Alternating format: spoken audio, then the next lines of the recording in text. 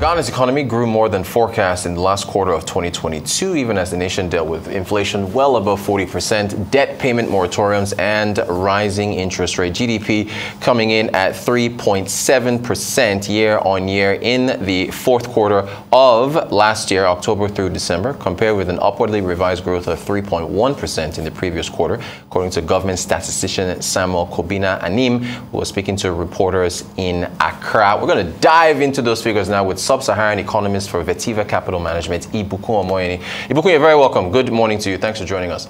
So, I guess maybe we start overall with the figure. So, what do you make of? I guess we'll go from fourth quarter to full year and run down a whole bunch. What was your initial take on the economic growth in Ghana? Okay, thank you very much for having me. So, to start with, we expected Ghana's growth to be weak because as at Q4 2021, Ghana was growing at about 6.7%. So it grew by about 50% lower in Q4 2022. And of course, that's because of the legacy problems around the currency depreciation, right? Ghana's currency depreciated by about 45% last year. Very uncertain environment. And of course, that led to lower growth, as of course, you will see weak investment in times of uncertainty. I think that majorly summarizes what happened to Ghana in Q4. Yeah. It seems like when we look at their oil growth and non-oil growth in the fourth quarter, pretty much similar to Nigeria, where I guess non-oil growth is doing better than the oil sector. What are your thoughts there as far as the oil production and non-oil is concerned? Well, I think there's similarity between Ghana and Nigeria, such that in Ghana, for instance, the major commodity they have is gold. So you want to look at the gold sector and the non-gold sector, oil or non-oil. But even if you look at it no matter how you look at it, right, growth was still weaker year on year. And of course, we think even the growth we saw in the mining sector must have been driven by investment by state-funded agencies. Because we saw a mining fund that invested about $60 million there about last year. That must have contributed to growth in the mining sector. So overall, if you just look at the numbers, you discover that most of the growth was coming from the services sector. Agricultural sector also grew because of crop production. But in the services sector, we saw growth from ICT, finance, trade. But in the industrial sector, which would most likely be most hit by any crisis, we saw most of the sectors there decline, be it manufacturing. Those are the core industrial sectors where you actually measure impact of crisis, and you see that sector was heavily impacted by the currency crisis. So we think overall services grew faster, agri grew modestly, but the industrial sector caused the lag in the GDP growth for Q4. What do you make of it? We just had those figures up there. What about the education? I mean, as we saw that grew by about, what was it? What was education? 12.3. I mean, is that, okay, I guess you're still saying that the industrials is still where that's hit. But for these other, outside of mining, you mentioned ICT at 20.5, education, and then the health and social work. Anything to be said with those other sectors as far as their growth? Okay, so for those other sectors, really, when you look at education, whether or not the economy is in a crisis, people will still learn. So it's more or less, that's a good point. It's more or less grew. So I think that unless something significantly happens, like COVID, where you have to shut down your schools, or if you have incessant strike, which is not like Nigeria, of course. Right. So definitely you will see that growth in education. The industrial sector is where we will see most of the impact, right? Services, we just look at telecoms. Telecoms benefited from even the pandemic, right? So it benefits whether you are shutting down the economy, whether the economy is under pressure. But as long as you invested in technology, you will surely see that growth in form of ICT. But industrial should be where the focus is when it comes to economic performance, because that is where the jobs are created. Even though most of these African economies, Nigeria, Ghana, Kenya, and the likes, their services sector dominates the economy, but it is the industrial sector that actually provides jobs that will reduce unemployment rate. Thank you. That's why we have you on the show.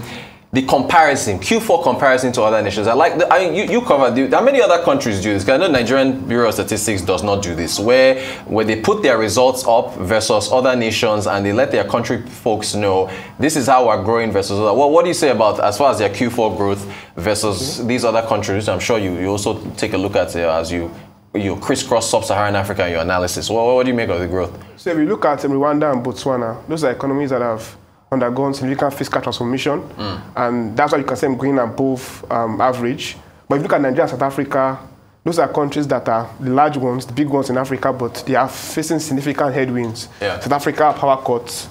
Nigeria has its own issues with oil production, has its own issues with exchange rates and all that. But if you look at, if you want to compare Ghana with its peers, like Kenya, Kenya grows by 5 to 6%. Okay. So I think 3.7% is just too small, right? In fact, you should be comparing Ghana to Lagos State because they have the same type of size, right? Right. If you rank Lagos State in Africa to be the number 3 or number 4 largest economy in Africa, right? So I think Ghana should be doing much better, and if not for the crisis it had last year, I think we'll be seeing better numbers than this.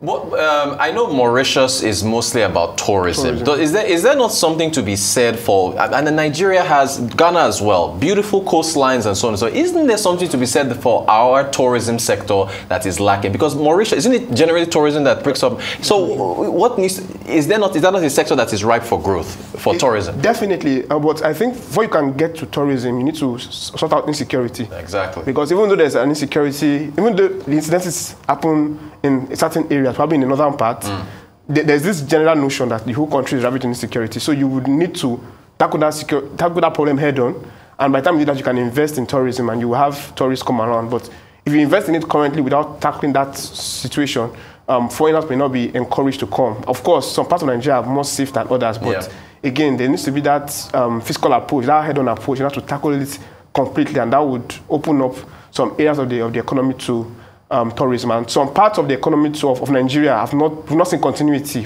In Cross Rivers, for instance, we saw the issue around Tinapa and everything, but because there was lack of continuity, that project just failed. And I think there has to be continuity, and of course, to tackle the main problem, the hydro-identity insecurity, and I think we would see more tourism inflows into Nigeria. Interesting. So much foreign exchange that we're losing out there when you look at what Mauritius is doing. All right, so I guess translating this now to full year, if we take a look at full year growth, I think Ghana did 3.1% year on year. So I guess looking at full year, you know, what do you make of their full year growth? I think it's still disappointing. Right? Still disappointing, yeah. 4 or 5 years ago, Ghana was the fastest growing economy in the world, growing at about 8%, 7 to 8% per annum. So I think it still needs to work on its debt restructuring, finalize it, and kick back its economy so that it can grow at sustainable levels that could actually attract capital again and boost employment levels. What about the cedi? How do you see things working out for as far as the currency is concerned, looking at the year ahead? So with regards to the Ghanaian cedi, right, if you look at an indicator called the non-variable forward, is an investor's perception, an investor's gauge of where the cedi will perform in the future. So when we check the number, we discover that investors expect the cedi to weaken by about 14% year on year, and that implies around 14 cedi to the dollar thereabout from current levels. And what that means is that because of the current restructuring issues, right, the Ghanaian cedi is still expected to weaken. But I expect that once Ghana finalizes its talks with the IMF, probably we would see better estimates from investors. So we think once that happens, so we see that rate will appreciate. But overall, we still think the Ghanaian cedi would weaken because the restructuring has not yet been finalized. We've just finalized the domestic leg, which means the external leg. And until that is done, the currency will keep depreciating. Under normal circumstances, if a monetary policy committee is hiking interest rates, does that not, again, theoretically, or maybe you give me the practical, does that not attract capital to the country, and the attraction of capital to the country raises the demand of the local currency? Because they've been hiking now, what is it, 29% at the last MPR or so, MPC meeting.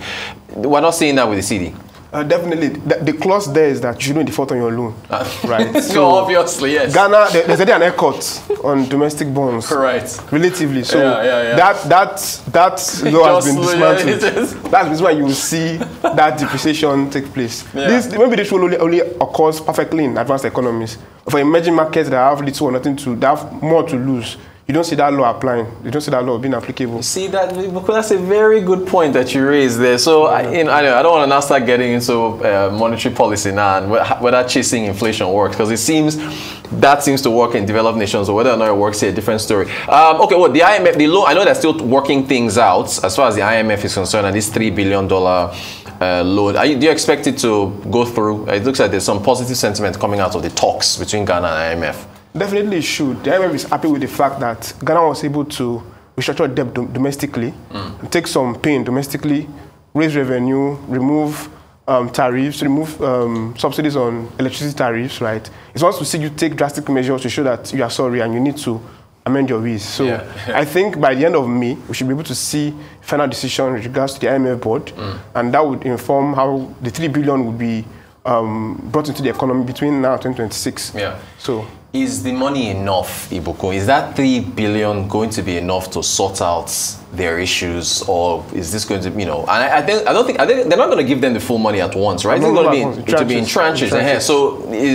are the funds going to be enough? Of course, initially it won't be enough, right? So Ghana still has to find a way to mobilize revenue domestically, cut down on expenditure, and try and harmonize, right? The goal is to reach a primary balance deficit of about 1.5% of GDP. What that means is that when you deduct revenue from your non-interest expenses, it should be about 1.5% of GDP. So I think once it can look at how it can tweak something, maybe increase taxes on goods that are inelastic or something, and that would help reduce the deficit and, of course, make the debt more sustainable.